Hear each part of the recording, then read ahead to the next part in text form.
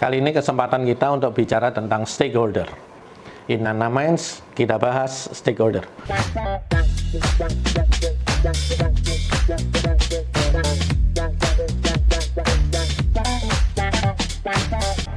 Tiga, dua, satu, action. Assalamualaikum warahmatullahi wabarakatuh. Stakeholder adalah siapapun yang dapat mempengaruhi atau dipengaruhi dengan adanya suatu proyek. Bisa proyek konstruksi, gitu ya. Bisa individu, kelompok, organisasi, hingga institusi resmi. Intinya, semua pihak yang punya interest, punya power, punya kuasa, atau influence terhadap proyek. Siapa saja stakeholder dalam proyek konstruksi? Lebih kompleksnya daripada industri lain adalah industri konstruksi, karena melibatkan regulasi, melibatkan keselamatan tinggi, dampak lingkungan, dampak sosial, dan banyak dengan kepentingan yang berlapis-lapis. Kita kelompokkan supaya kita lebih mudah memahaminya. Stakeholder utama atau core-nya dari suatu stakeholder proyek konstruksi, pihak inti yang langsung mengarahkan jalannya suatu proyek. Pertama adalah owner, pengguna jasa, manajemen konstruksi sebagai konsultan, 3 konsultan perencana yang isinya adalah desainer, arsitek, ME, struktur, landscape, dan lain-lain, 4 kontraktor utama, gitu ya, 5 subkon jika ada, dan 6 supplier material atau peralatan. Itu adalah jantung-jantung di operasional suatu pengelolaan stakeholder yang baik, dimulai dari core group ini. Yang kedua adalah pemerintah dan regulator. Ini penting sekali, tidak bisa diabaikan sama sekali. Regulasi di konstruksi sangat banyak dan sangat mempengaruhi jalan proyek. Misal, pertama, Dinas PU. Ini berkaitan dengan PBG, dengan BGH, bahkan dengan ketentuan-ketentuan yang ada di suatu lokasi tersebut, seperti koefisien dasar bangunan, ruang hijau, terus ketinggian bangunan, dan lain sebagainya. 2 adalah Dinas Lingkungan Hidup. Ini berpengaruh terhadap saat kita harus berurusan dengan AMDAL, analisa mengenai dampak lingkungan, UKL, UPL. Yang ketiga, Dinas Perhubungan. Kita berkorelasi dengan Dinas Perhubungan untuk ANDALALIN, analisa dampak lalu lintas. Yang keempat adalah Damkar, kelima adalah Dinas Cipta Karya atau Tata Ruang, dan BPJS Ketenagakerjaan atau Kesehatan. 7 Kepolisian, 8 bisa pihak-pihak lain yang sangat khusus, yaitu Pertamina bisa, PLN bisa, perusahaan air minum bisa, PDAM atau gas negara. Regulator ini semua sangat menentukan izin mulainya suatu proyek, izin keluar atau tidaknya proyek ini harus berlanjut atau tidak. Berikutnya adalah stakeholder terkait dengan lingkungan dan sosial. Ini penting banget, gitu ya. Ini yang sering disepelekan, padahal bisa jadi bom waktu dan itu menjadikan hambatan bagi kelangsungan suatu proyek. Misal, warga sekitar biasanya berkorelasi dengan gangguan bising, debu, getaran, bahkan keamanan pada saat proses jam-jam proses konstruksi maupun saat malam, gitu ya. Yang kedua, RT, RW, kelurahan, kecamatan. 3 komunitas lokal, 4 LSM lingkungan atau Pemda. Yang 5 adalah pengguna jalan kalau proyek tersebut berada di ruas jalan utama atau jalan lingkungan. Jika tidak dikelola, ini akan menjadi bumerang, akan menjadi bom waktu yang dimana tidak bisa kita prediksi, yaitu menyebabkan demo, penghentian proyek, konflik dengan warga, ataupun konflik dengan Pemda. Stakeholder operasional dan pengguna itu adalah level selanjutnya yang akan memakai bangunan saat itu selesai. Ini penting banget, harus kita identifikasi dan kita kelola, yaitu calon tenan atau penghuni, tim facility management atau building management, 3 investor atau penyandang dana. Mereka berkepentingan pada fungsi atau hasil dari kualitas bangunan ini setelah proyek ini selesai. Selanjutnya adalah stakeholder pendukung atau supporting, tim hukum, tim ahli kontrak, legal, gitu ya. Yang kedua, auditor, internal maupun eksternal, asuransi project. Keempat adalah bank dan lembaga finansial lainnya. 5, asosiasi keahlian, bisa jadi keahlian profesi, HAMKI, IAI, PI, ataupun GBJI, LPJK, itu bisa saja jadi menjadi stakeholder yang harus kita perhatikan. Yang terakhir adalah media, terutama di saat-saat seperti ini, di zaman media sosial menjadi utama untuk komunikasi dengan cepat kepada warga atau pengguna media sosial, gitu ya. Ini sangat besar pengaruhnya dan sangat sensitif. Kita harus kendalikan dan kita kelola. Terakhir adalah stakeholder risiko khusus. Ini dimana pemilik utilitas bawah tanah, gitu ya. Kabel optik, misal PDAM, PLN, Telkom, misal, gitu ya. Yang kedua adalah badan geologi. Jika ada kondisi-kondisi tertentu di suatu lahan di tanah khusus.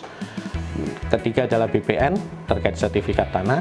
Keempat adalah tokoh masyarakat atau adat.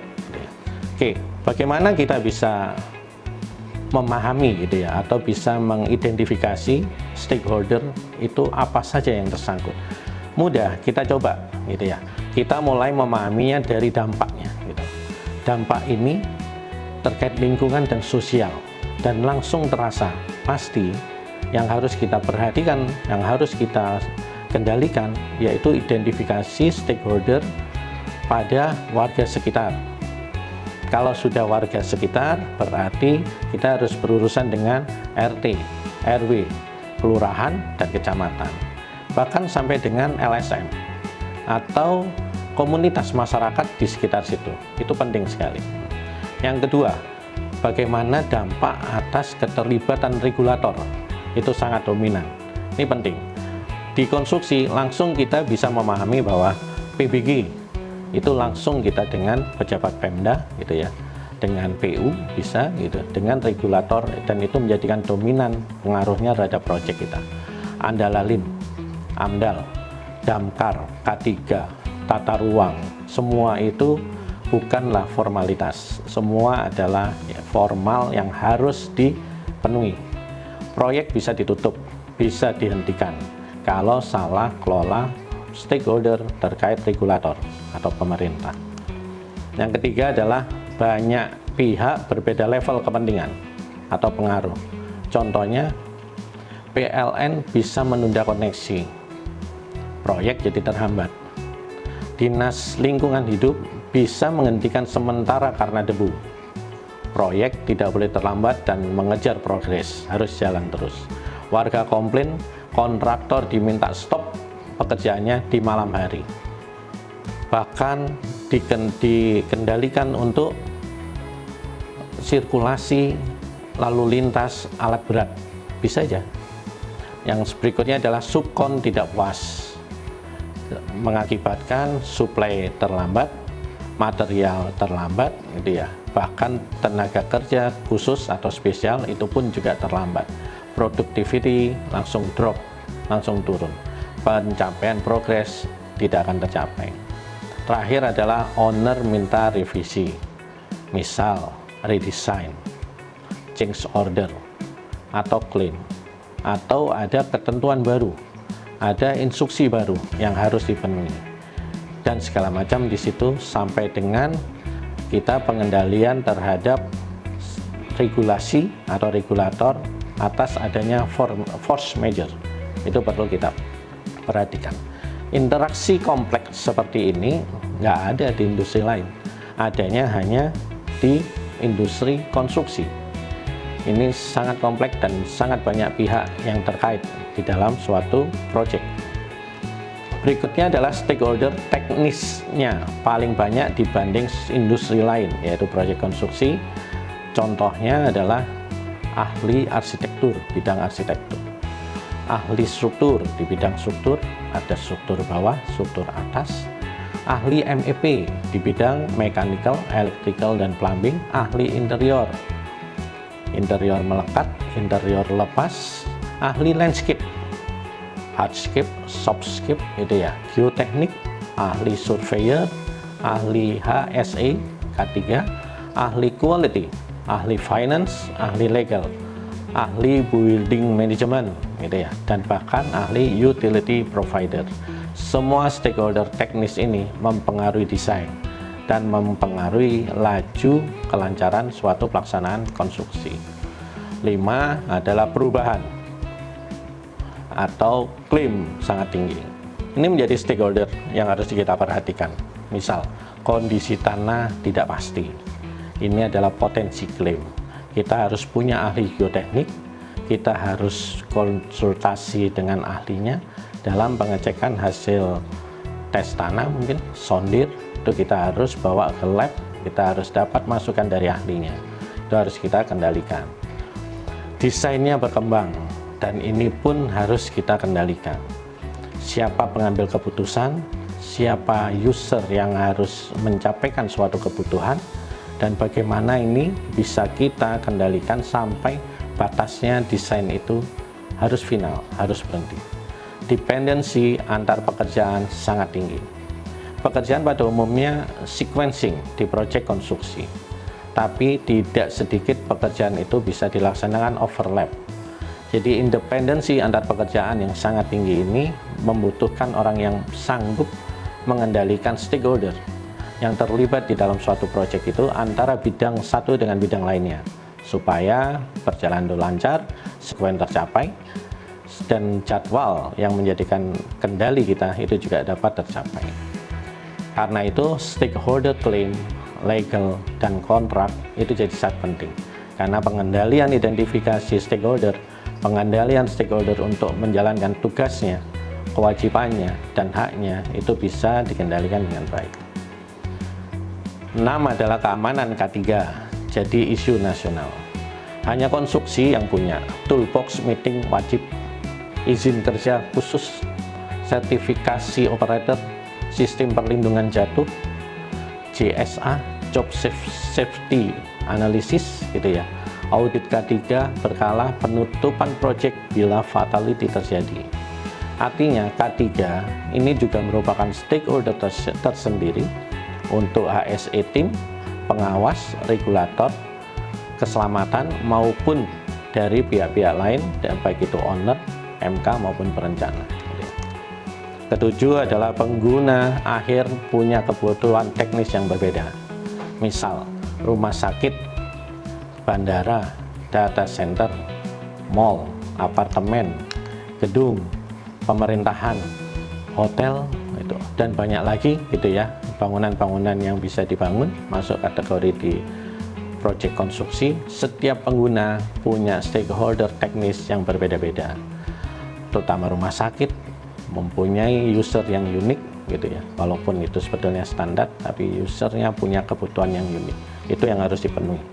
Terutama di fasilitas umum, usernya juga bisa unik dari satu daerah ke daerah lain, sangat beda kebutuhannya. Baik Bapak Ibu sekalian, sahabat MK, sobat MK gitu ya, anggota HAMKI di sini gitu ya, maupun para ahli manajemen konstruksi, kami sampaikan bahwa bukan hanya material, peralatan, uang, metode, dan SDM, tapi SDM eksternal dan internal maupun yang disebut di sini adalah stakeholder juga merupakan aspek yang harus dikendalikan untuk kelancaran proses konstruksi hingga selesai. Tahapannya mudah, kita identifikasi dulu, terus kita list, kita buat prioritas, dan kita berikan ketergantungan atau kedampakannya seperti apa aja, dan kita mulai membuat rencana pengendalian, action untuk memanage gitu ya, stakeholder yang sudah ada, yang sudah teridentifikasi oleh kita satu persatu. Tidak bisa kita selesaikan persatu atau semuanya, tapi kita jalani secara bertahap, rutin, dan disiplin, mulai dari awal proyek sebelum proyek ini dilaksanakan sampai dengan akhir proyek, sampai proyek ini bisa dimanfaatkan dengan baik sampai selesainya masa pemeliharaan oleh kontraktor. Terima kasih banyak, semoga bermanfaat untuk Innana Minds topik stakeholder kali ini. Kami aturkan, wassalamualaikum warahmatullahi wabarakatuh.